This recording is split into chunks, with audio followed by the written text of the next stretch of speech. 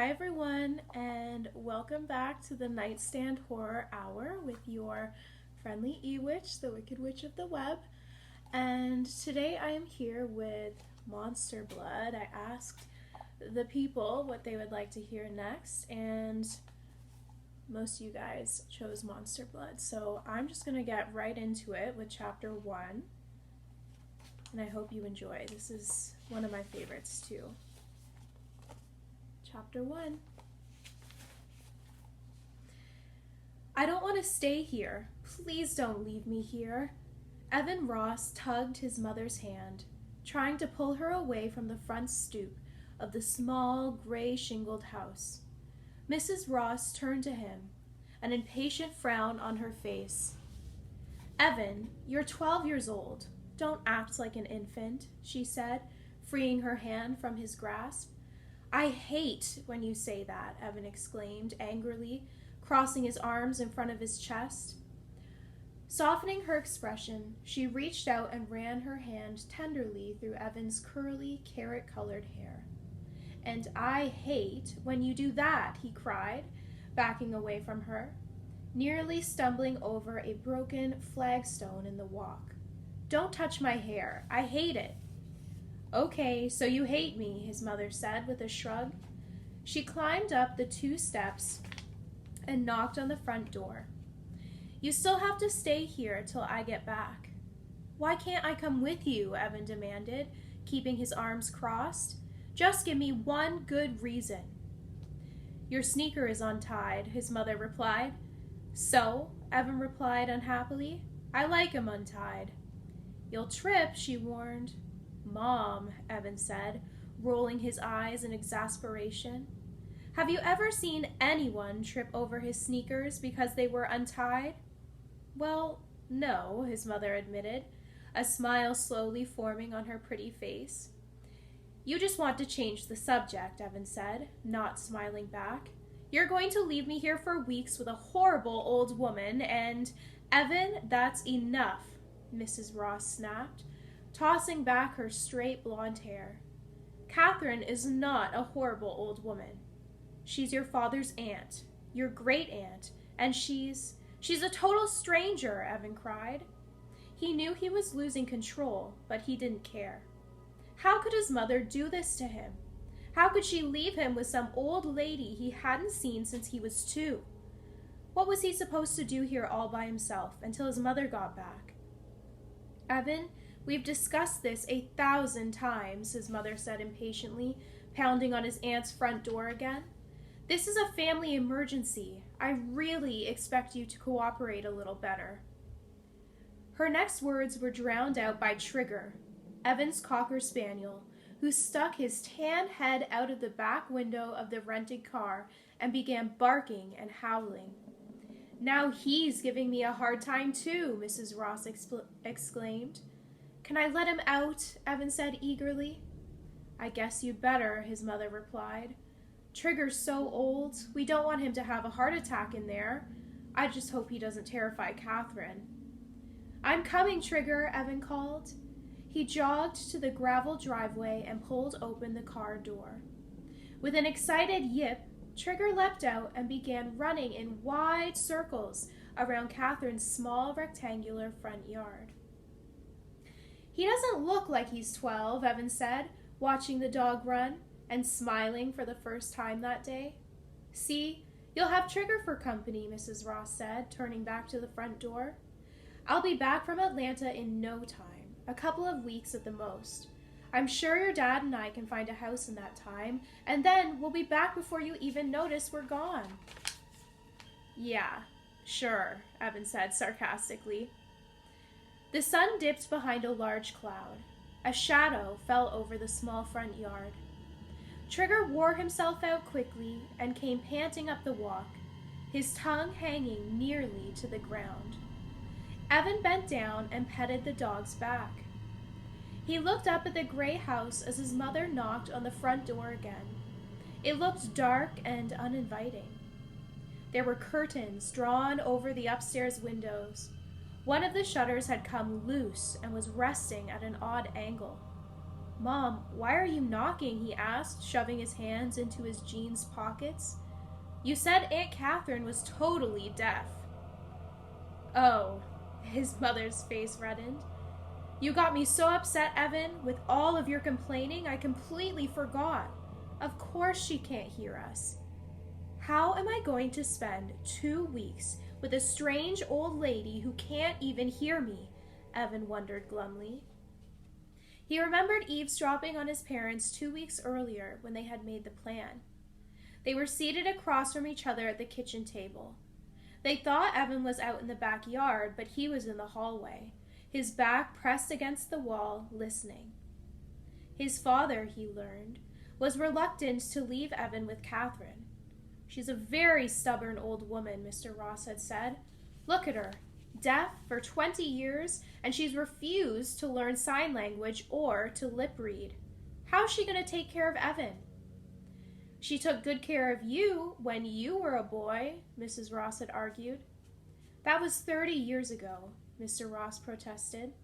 "Well, we have no choice," Evan heard his mother say. "There's no one else to leave him with. Everyone else is away on vacation. You know, August is just the worst month for you to be transferred to Atlanta." "Well, excuse me," Mr. Ross said sarcastically.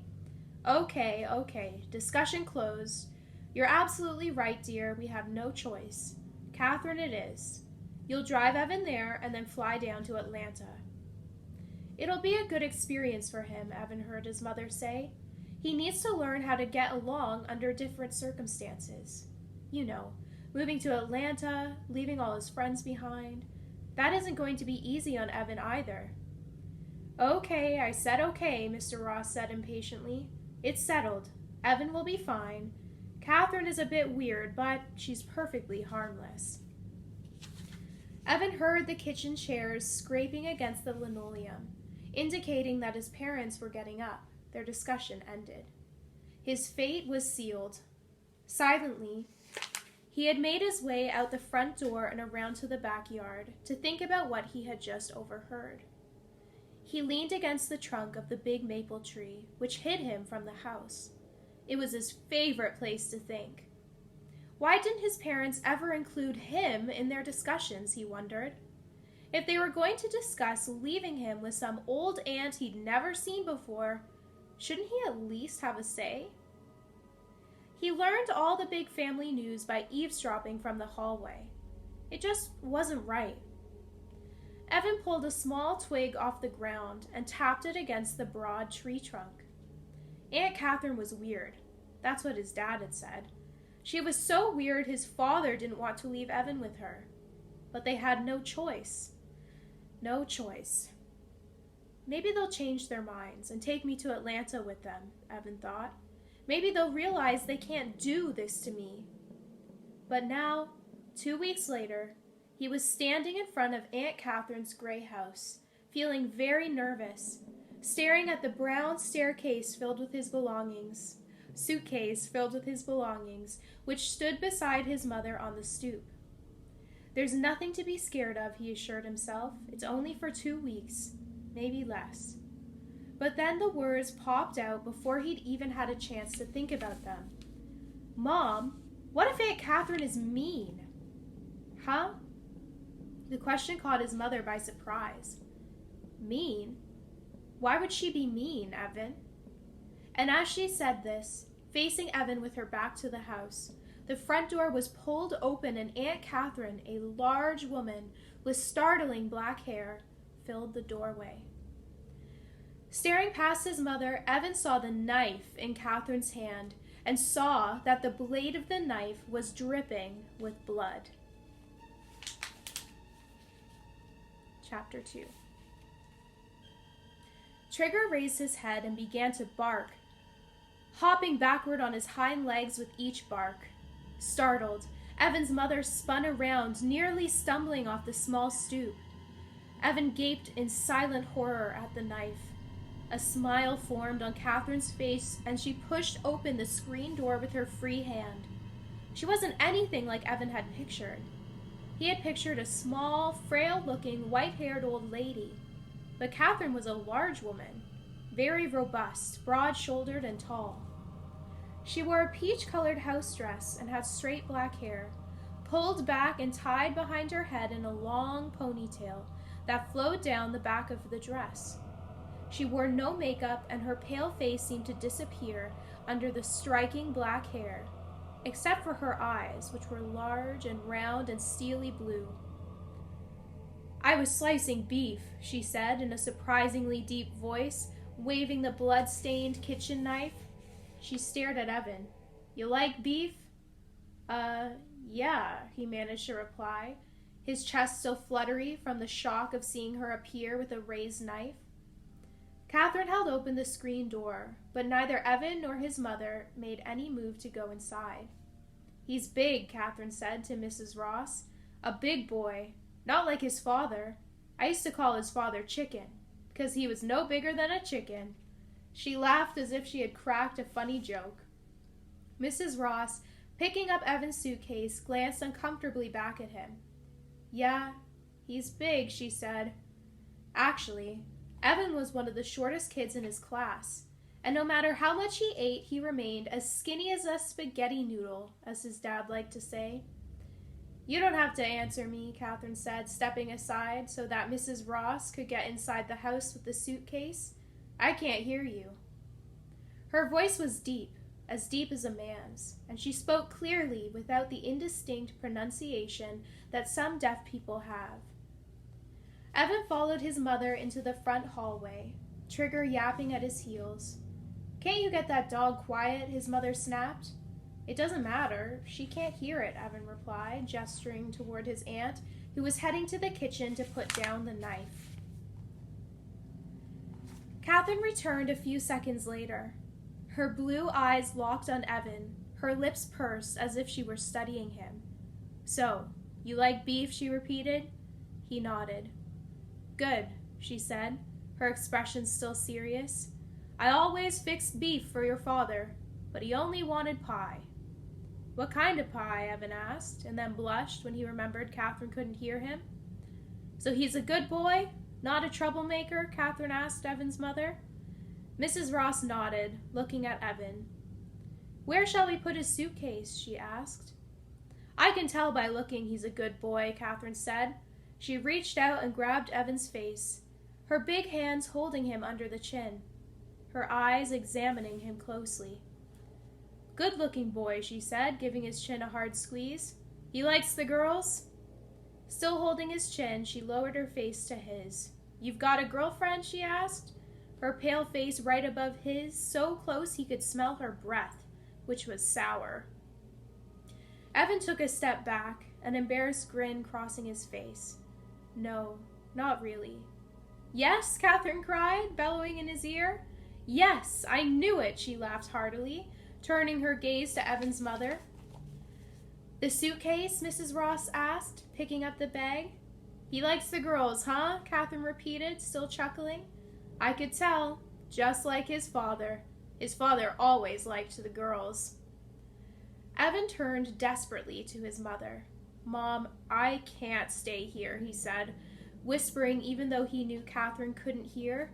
"Please, don't make me." "Hush," his mother replied, also whispering. "She'll leave you alone, I promise. She's just trying to be friendly." "He likes the girls," Catherine repeated, leering at him with her cold blue eyes, again lowering her face close to Evan's. "Mom, her breath smells like triggers," Evan exclaimed miserably. "Evan!" Mrs. Ross shouted angrily. "Stop it. I expect you to cooperate." "I'm gonna bake you a pie," Catherine said, tugging at her black ponytail with one of her huge hands. "Would you like to roll out the dough? I'll bet you would. What did your father tell you about me, Evan?" She winked at Mrs. Ross. "Did he tell you I was a scary old witch?" "No," Evan protested, looking at his mother.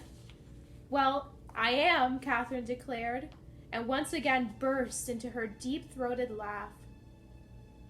Trigger took this moment to begin barking ferociously and jumping on Evan's great aunt. She glared down at the dog, her eyes narrowing, her expression becoming stern. "Look out, or we'll put you in the pie, doggy," she exclaimed. Trigger barked even harder, darting boldly toward the tall, hovering woman, then quickly retreating, his stub of a tail whipping back and forth in a frenzy. "We'll put him in the pie, won't we, Evan?" Catherine repeated, putting a big hand on Evan's shoulder and squeezing it till Evan flinched in pain. "Mom," he pleaded when his aunt finally let go and, smiling, made her way to the kitchen. "Mom, please."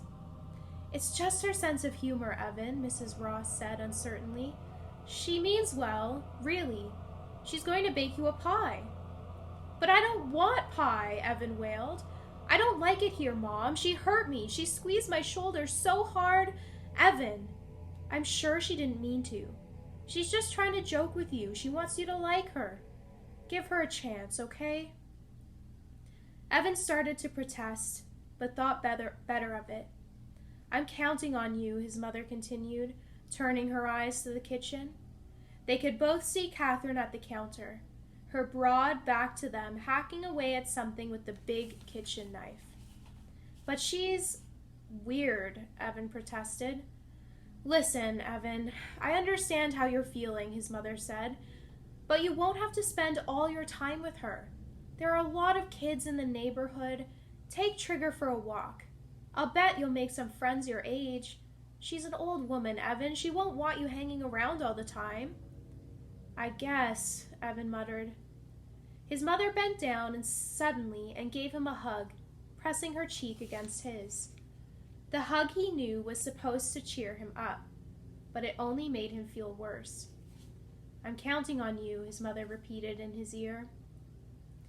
Evan decided to try and be braver about this. "I'll help you carry the suitcase up to my room," he said. They carried it up the narrow staircase. His room was actually a study. The walls were lined with bookshelves filled with old hardcover books. A large mahogany desk stood in the center of the room. A narrow cot had been made up under the single curtained window.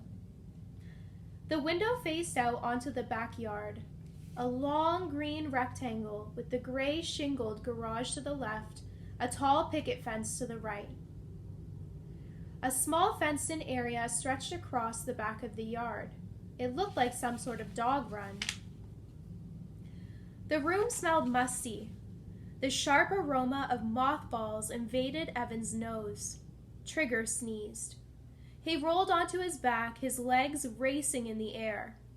Trigger can't stand this place either, Evan thought, but he kept his thought to himself, smiling bravely at his mother, who quickly unpacked his suitcase, nervously checking her watch.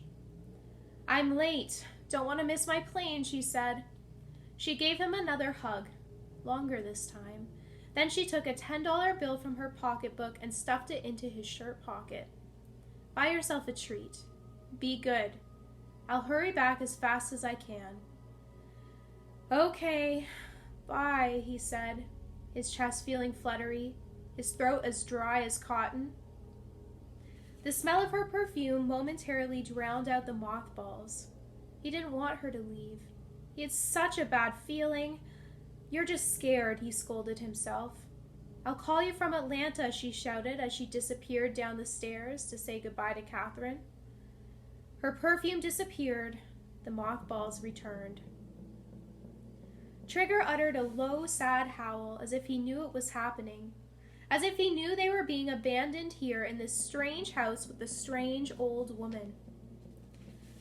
Evan picked Trigger up and nose-kissed his cold black nose.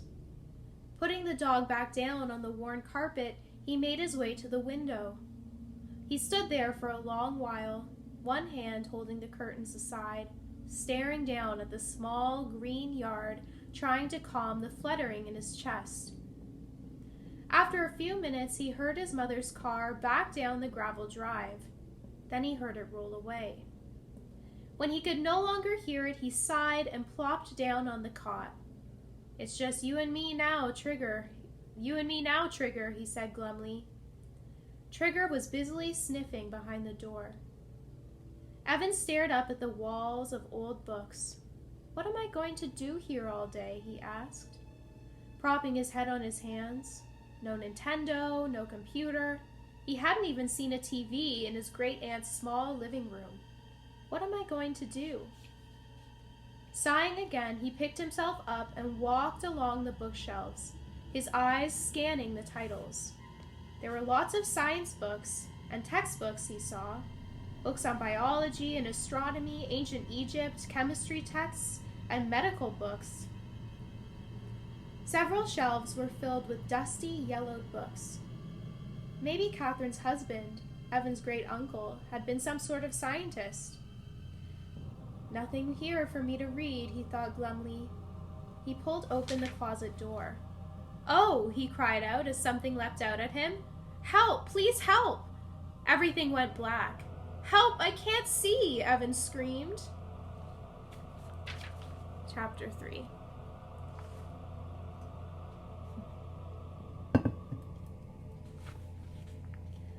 Evan staggered back in fear as the warm blackness crept over him. It took him a few seconds to realize what it was. His heart still thudding in his chest, he reached up and pulled the screeching black cat off his face. The cat dropped silently to the ground and padded to the doorway. Evan turned and saw Catherine standing there, an amused grin on her face. How long had she been standing there, he wondered. Sarah Beth, how did you get in there? She asked in a playfully scolding tone, bending down to speak to the cat. You must have given the boy a fright. The cat mewed and rubbed against Catherine's bare leg. Did Sarah Beth scare you? Catherine asked Evan, still smiling. The cat has a strange sense of humor. She's evil. Pure evil, she chuckled, as if she'd said something funny. I'm okay, Evan said uncertainly. Watch out for Sarah Beth. She's evil, Catherine repeated, bending down and picking the cat up by the scruff of the neck, holding her up in the air in front of her. Evil, evil, evil. Seeing the cat suspended in the air, Trigger uttered an unhappy howl. His stubby tail went into motion and he leapt up at the cat, barking and yipping, missed and leapt again, snapping at Sarah Beth's tail. Down, Trigger! Get down! Evan cried. Struggling to get out of Catherine's arms, the cat swiped a clawed black paw at her, screeching in anger and fear. Trigger barked and howled as Evan struggled to pull the excited cocker spaniel away. Evan grabbed hold of Trigger as the cat swung to the floor and disappeared out the door. Bad dog, Evan whispered. But he didn't really mean it. He was glad Trigger had scared the cat away. He looked up to see Catherine, still filling the doorway, staring down at him sternly. Bring the dog, she said in a low voice. Her eyes narrowed, her pale lips pursed tightly. Huh? Evan gripped Trigger in a tight hug. Bring the dog, Catherine repeated coldly. We can't have animals fighting in this house. But Aunt Catherine, Evan started to plead, then remembered she couldn't hear him. Sarah Beth is a bad one, Catherine said, not softening her expression. We can't get her riled up, can we? She turned and started down the stairs. Bring the dog, Evan. Holding Trigger tightly by the shoulders with both hands, Evan hesitated. I have to take care of the dog, Catherine said sternly. Come. Evan was suddenly filled with dread. What did she mean, take care of the dog? A picture flashed into his mind of Catherine standing at the doorway with the bloody kitchen knife in her hand. Bring the dog, Catherine insisted. Evan gasped. What was she going to do to Trigger? Chapter 4. I will take care of your doggie, Catherine repeated, frowning at Trigger. The dog whimpered in reply. Come, Evan, follow me, she said impatiently. Seeing that he had no choice, Evan obediently carried Trigger down the stairs and followed his aunt to the backyard. I'm prepared, she said, turning to make sure he was following. Despite her age, she was at least 80. She walked with long, steady strides. I knew you were bringing a dog, so I made sure I was prepared. Trigger licked Evan's hand as they walked across the yard to the long, fenced-in area at the back. "It's a special place for your dog," Catherine said, reaching up to grab one end of the rope that stretched across the run. "Attach this to the collar, Evan. Your dog will have fun here." She frowned disapprovingly at Trigger. "And there will be no problems with Sarah Beth."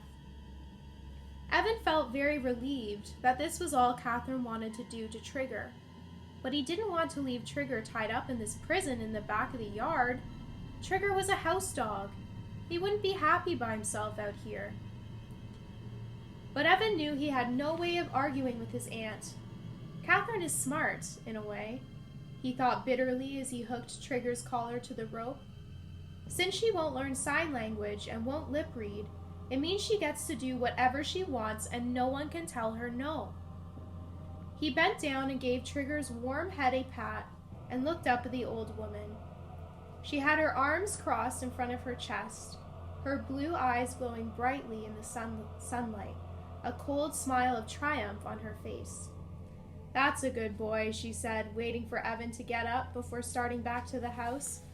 "I knew when I looked at you. Come to the house, Evan. I have cookies and milk. You'll enjoy them." Her words were kind, but her voice was hard and cold. Trigger sent up an unhappy howl as Evan followed Catherine to the house. Evan turned, intending to go back and comfort the dog, but Catherine grabbed his hand in an iron grip and, staring straight ahead, led him to the kitchen door.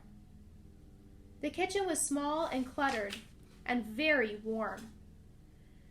Catherine motioned for him to sit at a small table against the wall. The table was covered with a plastic checkered tablecloth. She frowned, her eyes studying him as she brought over his snack. He downed the oatmeal raisin cookies and milk, listening to Trigger howl in the backyard. Oatmeal raisin wasn't his favorite, but he was surprised to find that he was hungry. As he gobbled them down, Catherine stood at the doorway, staring intently at him, a stern expression on her face. "I'm going to take Trigger for a walk," he announced, wiping the milk mustache off his upper lip with the paper napkin she had given him. Catherine shrugged and wrinkled up her face. "Oh, right, she can't hear me," Evan thought, standing at the kitchen window. He pointed to Trigger, then made a walking motion with 2 fingers. Catherine nodded. "Whew," he thought. "This is going to be hard." He waved goodbye and hurried to free Trigger from his backyard prison. A few minutes later, Trigger was tugging at the leash, sniffing the flowers along the curb as Evan made his way up the block.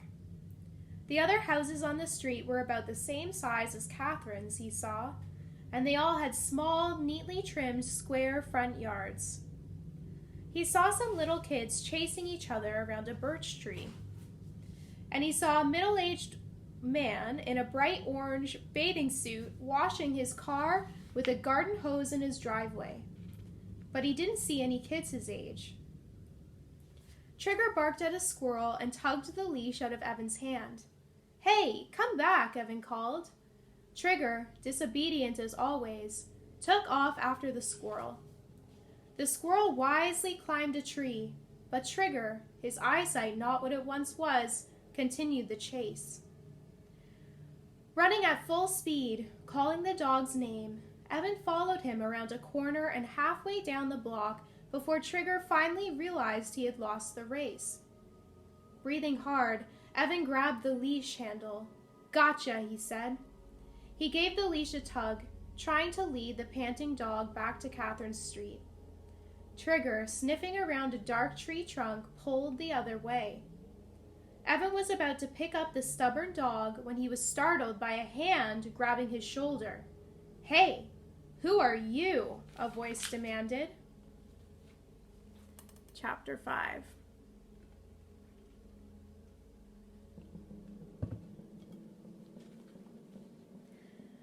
Evan spun around to find a girl standing behind him, staring at him with dark brown eyes. "Why'd you grab my shoulder like that?" he asked, his heart still pounding. "To scare you," she said simply. "Yeah, well, Evan shrugged. Trigger gave a hard tug at the leash and nearly pulled him over. The girl laughed. She was pretty, he thought. She had short, wavy brown hair, almost black, and flashing brown eyes, and a playful, teasing smile. She was wearing an oversized yellow t-shirt over black spandex leggings and bright yellow Nikes. So who are you? She demanded again. She wasn't the shy type, he decided. I'm me, he said, letting Trigger lead him around the tree. Did you move into the Winterhalter house? She asked, following him. He shook his head. No, I'm just visiting. She frowned in disappointment. For a couple of weeks, Evan added. I'm staying with my aunt. Actually, she's my great-aunt. What's so great about her? The girl cracked. Nothing, Evan replied without laughing. For sure. Trigger sniffed at a bug on a fat brown leaf. Is that your bike? Evan asked, pointing to the red BMX bike laying on the grass behind her. Yeah, she replied. It's cool, he said. I have one like it. I like your dog, she said, eyeing Trigger. He looks real stupid. I like stupid dogs. Me too, I guess, Evan laughed. What's his name? Does he have a stupid name? She bent down and tried to pet Trigger's back, but he moved away. His name's Trigger, Evan said, and waited for her reaction. Yeah, that's pretty stupid, she said thoughtfully, especially for a Cocker Spaniel. Thanks, Evan said uncertainly. Trigger turned to sniff the girl's hands, his tail wagging furiously, his tongue hanging down to the ground. I have a stupid name, too, the girl admitted. She waited for Evan to ask. What is it? He said finally. Andrea, she said. That's not a stupid name. I hate it, she said, pulling a blade of grass off her leggings. Andrea. She stretched the name out in a deep, cultured voice. It sounds so stuck up, like I should be wearing a corduroy jumper with a prim white blouse, walking a toy poodle. So I make everyone call me Andy. Hi, Andy, Evan said, petting Trigger. My name is... Don't tell me, she interrupted, clamping a hot hand over his mouth. She certainly isn't shy, he thought. Let me guess, she said. It's a stupid name, too. Yeah, he nodded. It's Evan. Evan's stupid. She laughed. That's really a stupid name. He felt glad that he made her laugh. She was cheering him up, he realized. A lot of the girls back home didn't appreciate his sense of humor. They thought he was silly. What are you doing? She asked.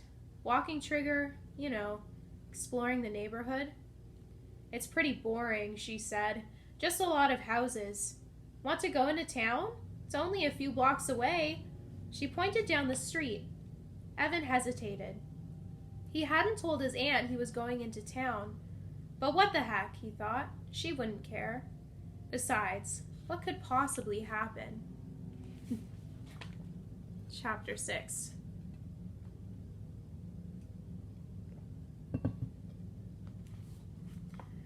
Okay, Evan said. Let's check out the town. I have to go to a toy store and look for a present for my cousin, Andy said, hoisting her bike up by the handlebars. How old are you? Evan asked, tugging Trigger toward the street. 12. Me too, he said. Can I try your bike? She shook her head as she climbed up onto the narrow seat. No. But I'll let you run alongside, she laughed. You're a riot, he said sarcastically, hurrying to keep up as she began to pedal. And you're stupid, she called back playfully. Hey, Andrea! Wait up, he called, stretching the name out to annoy her. A few blocks later, the houses ended and they entered town, a 3-block stretch of low, 2-story shops and offices.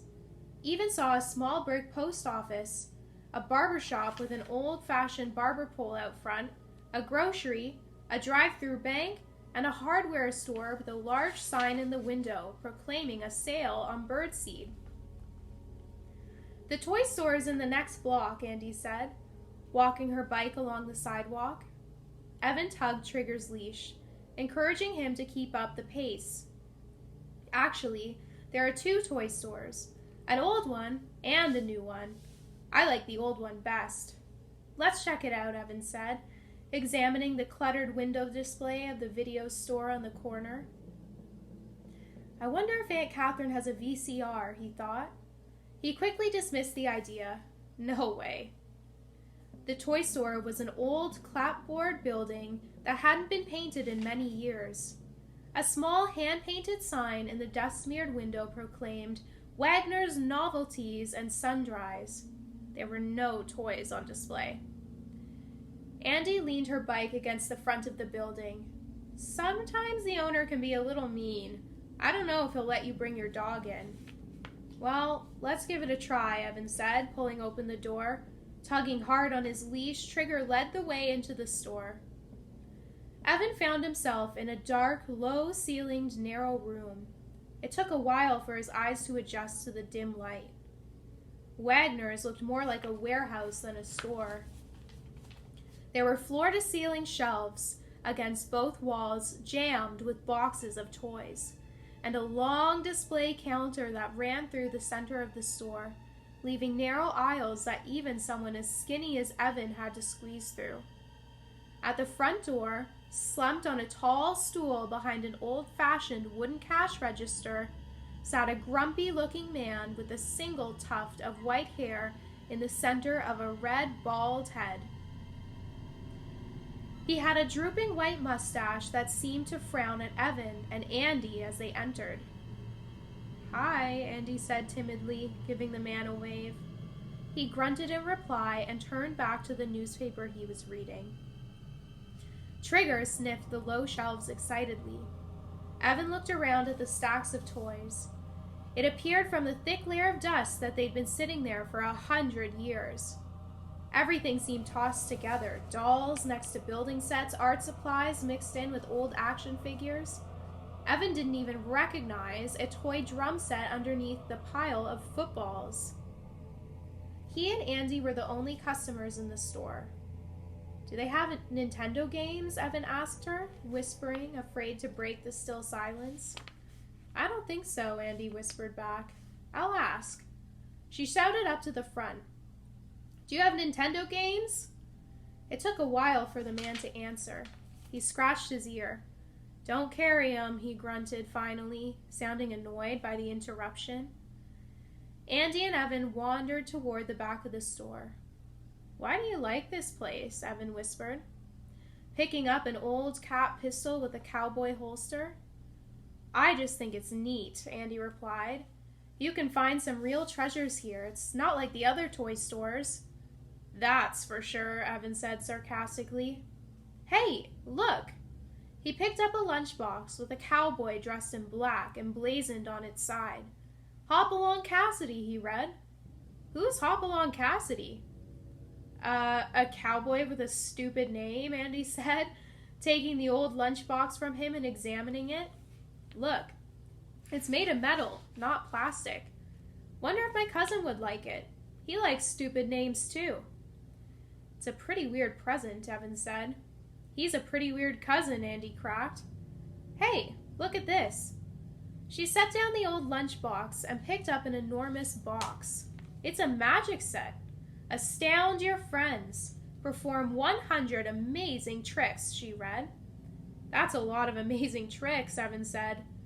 He wandered farther back into the dimly lit store, Trigger leading the way, sniffing furiously. "Hey!" To Evan's surprise, a narrow doorway led into a small back room. This room, Evan saw, was even darker and dustier. Stepping inside, he saw worn-looking stuffed animals tossed into cartons, games in faded yellow boxes, baseball gloves with the leather worn thin and cracked. Who would want this junk, he thought. He was about to leave when something caught his eye. It was a blue can, about the size of a can of soup. He picked it up, surprised by how heavy it was. Bringing it close to his face to examine it in the dim light, he read the faded label, "Monster Blood." Below that, in smaller type, it read, "Surprising Miracle Substance." "Hey, This looks cool, he thought, turning the can around in his hand. He suddenly remembered the $10 his mother had stuffed into his shirt pocket. He turned to see the store owner standing in the doorway, his dark eyes wide with anger. "What are you doing back here?" he bellowed. Chapter 7. Trigger yipped loudly, startled by the man's booming voice. Evan gripped the leash, pulled Trigger close. How much is this?" he asked, holding up the can of monster blood. "Not for sale," the owner said, lowering his voice. His mustache seemed to frown unpleasantly with the rest of his face. "Huh? It was on this shelf here," Evan said, pointing. "It's too old," the man insisted. "Probably no good anymore." "Well, I'll take it anyway," Evan said. "Can I have it for less since it's so old?" "What is it?" Andy asked, appearing in the doorway. "I don't know," Evan told her. "It looks cool. It's called Monster Blood." "It's not for sale," the man insisted. Andy pushed past him and took the can from Evan's hand. "Ooh, I want one too," she said, turning the can around in her hand. "There's only one," Evan told her. "You sure?" She began searching the shelves. "It's no good, I'm telling you," the owner insisted, sounding exasperated. "I need one too," Andy said to Evan. "Sorry," Evan replied, taking the can back. "I saw it first." "I'll buy it from you," Andy said. "Why don't you two share it?" the owner suggested. "You mean you'll sell it to us?" Evan asked eagerly. The man shrugged and scratched his ear. "How much?" Evan asked. "You sure you don't have another one?" Andy demanded, going back to the shelf, pushing a pile of stuffed pandas out of her way. "Or maybe two? I could keep one and give one to my cousin." $2, I guess, the man told Evan. "But I'm telling you, it's no good. It's too old." "I don't care," Evan said, reaching into his shirt pocket for the $10 bill. "Well, don't bring it back to me complaining," the man said grumpily, and headed toward the cash register at the front of the store. A few minutes later, Evan walked out into the bright daylight carrying the blue can. Trigger panted excitedly, wagging his stubby tail, pleased to be out of the dark, dusty store. Andy followed them out, an unhappy expression on her face. "You didn't buy the lunchbox?" Evan asked. "Don't change the subject," she snapped. "I'll pay you $5 for it." She reached for the can of Monster Blood. "No way," Evan replied. He laughed. "You really like to get your way, don't you?" "I'm an only child," she said. "What can I tell you? I'm spoiled." "Me too," Evan said. "I have an idea," Andy said, pulling her bike off the storefront wall. "Let's share it." "Share it?" Evan said, shaking his head. "For sure. I'll share it the way you shared your bike. You want to ride the bike home? Here." She shoved it at him. "No way," he said, pushing it back toward her. "I wouldn't ride your stupid bike now. It's a girl's bike anyway." "It is not," she insisted. "How is it a girl's bike?" Evan ignored the question, and pulling at Trigger's leash to keep the old dog moving, started walking back toward his aunt's. "How is it a girl's bike?" Andy repeated, walking the bike beside him. "Tell you what," Evan said. "Let's go back to my aunt's house and open up the can. I'll let you mess with it for a while." "Gee, swell," Andy said sarcastically. "You're a great guy, Evan." "I know," he said, grinning. Catherine was seated in the big armchair in the living room when Evan and Andy arrived. Who is she talking to, he wondered, hearing her voice. She seemed to be arguing excitedly with someone. Leading Andy into the room, Evan saw that it was just Sarah Beth, the black cat. As Evan entered, the cat turned and haughtily walked out of the room. Catherine stared at Evan and Andy, a look of surprise on her face. "This is Andy," Evan said, gesturing to his new friend. "What have you got there?" Catherine asked, ignoring Andy and reaching a large hand out for the blue can of Monster Blood. Evan reluctantly handed it to her, frowning. She rolled it around in her hand, stopping to read the label. moving her lips as she read.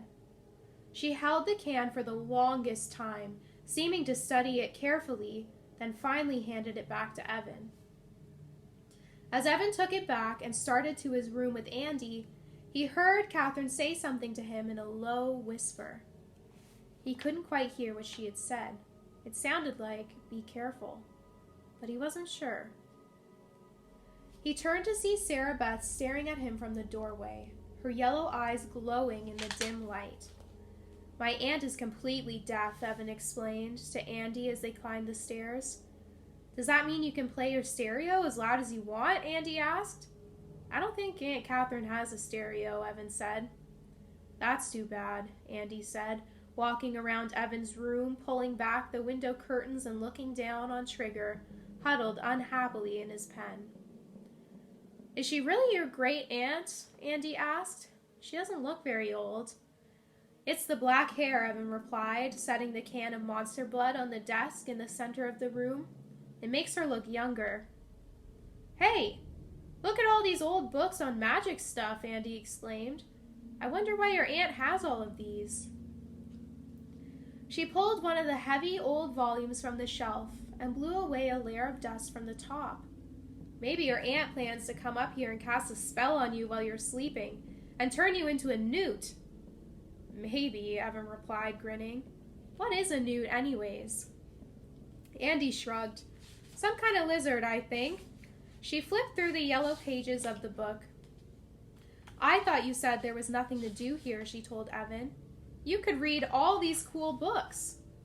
"Thrills and chills," Evan said sarcastically, replacing the book on the shelf. Andy came over to the desk and stood next to Evan, her eyes on the can of Monster Blood. "Open it up. It's so old it's probably all disgusting and rotten." "I hope so," Evan said. He picked up the can and studied it. No instructions. "Just pull the top off," she said impatiently. He tugged at it. It wouldn't budge. "Maybe you need a can opener or something," she said. "Very helpful," he muttered, studying the label again. "Look at this. No instructions, no ingredients, nothing." "Of course not. It's Monster Blood," she exclaimed, imitating Count Dracula. She grabbed Evan's neck and pretended to strangle him. He laughed. "Stop, you're not helping." He slammed the can down on the desktop, and the lid popped off. "Hey, look," he cried. She let go of his neck, and they both peered inside the can. Chapter 8.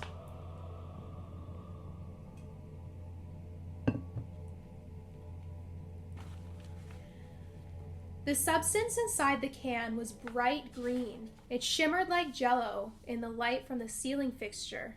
"Touch it," Andy said, but before Evan had a chance, she reached a finger in and poked it. "It's cold," she said. "Touch it, it's really cold." Evan poked it with his finger. It was cold, thicker than jello, heavier. He pushed his finger beneath the surface. When he pulled his finger out, it made a loud sucking noise. "Gross," Andy said. Evan shrugged. "I've seen worse." "I bet it glows in the dark," Andy said, hurrying over to the light switch by the door. "It looks like the green that glows in the dark." She turned off the ceiling light, but late afternoon sunlight still poured in through the window curtains. "Try the closet," she instructed excitedly. Evan carried the can into the closet. Andy followed and closed the door. "Yuck, mothballs," she cried. "I can't breathe." The Monster Blood definitely glowed in the dark.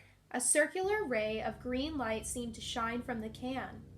"Wow, that's way cool," Andy said, holding her nose to keep out the pungent aroma of the mothballs. "I've had other stuff that did this," Evan said, more than a little disappointed. "It was called alien stuff or yucky glop, something like that." "Well, if you don't want it, I'll take it," Andy replied. "I didn't say I didn't want it," Evan said quickly. "Let's get out of here," Andy begged. Evan pushed open the door and they rushed out of the closet, slamming the door shut behind them. Both of them sucked in fresh air for a few seconds. "Whew, I hate that smell," Evan declared. He looked around to see that Andy had taken a handful of Monster Blood from the can. She squeezed it in her palm. "It feels even colder outside the can," she said, grinning at him. "Look, when you squeeze it flat, it pops right back." "Yeah, it probably bounces too," Evan said, unimpressed. "Try bouncing it against the floor. All those things bounce like rubber." Andy rolled the glob of monster blood into a ball and dropped it to the floor. It bounced back up into her hand. She bounced it a little harder. This time it rebounded against the wall and went flying out the bedroom door. "It bounces really well," she said, chasing it out into the hall. "Let's see if it stretches." She grabbed it with both hands and pulled, stretching it into a long string. "Yep, it stretches too." "Big deal," Evan said. "The stuff I had before bounced and stretched really well too. I thought this stuff was going to be different." "It stays cold even after it's been in your hand," Andy said, returning to the room. Evan glanced at the wall and noticed a dark, round stain by the floorboard. "Uh-oh. Look, Andy, the stuff stains." "Let's take it outside and toss it around," she suggested. "Okay," he agreed. "We'll go out back. That way, Trigger won't be so lonely." Evan held out the can, and Andy replaced the ball of monster blood. Then they headed downstairs and out the backyard, where they were greeted by Trigger, who acted as if they'd been away for at least 20 years. The dog finally calmed down and sat down in the shade of a tree, panting noisily. "Good boy," Evan said softly. Take it easy, old fella." Andy reached into the can and pulled out a green glob. Then Evan did the same. They rolled the stuff in their hands until they had 2 ball-shaped globs. Then they began to play catch with them. "It's amazing how they don't lose their shape," Andy said, tossing a green ball high into the air. Evan shielded his eyes from the late afternoon sun and caught the ball with one hand. "All this stuff is the same," he said. "It isn't so special." "Well, I think it's cool," Andy said defensively. Evan's next toss was too high. The green ball of gunk sailed over Andy's outstretched hands. "Whoa," Andy cried. "Sorry," Evan called. They both stared as the ball bounced once, twice, then landed in front of Trigger. Startled, the dog jumped to his feet and lowered his nose to sniff it. "No, boy," Evan called. Leave it alone, boy." As disobedient as ever, Trigger lowered his head and licked the glowing green ball. "No, boy, drop, Evan called, alarmed. He and Andy both lunged towards the dog, but they were too slow. Trigger picked up the ball of monster blood in his teeth and began chewing it. "No, Trigger," Evan shouted. Don't swallow." Trigger swallowed it. "Oh no," Andy cried, balling her hands into fists at her sides. "Now there isn't enough left for us to share." But that wasn't what was troubling Evan. He bent down and pried apart the dog's jaws. The green blob was gone, swallowed. "Stupid dog," Evan said softly, releasing the dog's mouth. He shook his head as troubling thoughts poured into his mind. What if this stuff makes Trigger sick, Evan wondered. What if the stuff is poison? I'm going to stop here at chapter 9, but I'll be back with the rest of the chapters soon. And thank you so much for reading along with me, reading Monster Blood for my Nightstand Horror Hour, and I hope to see you next time. Bye, everyone.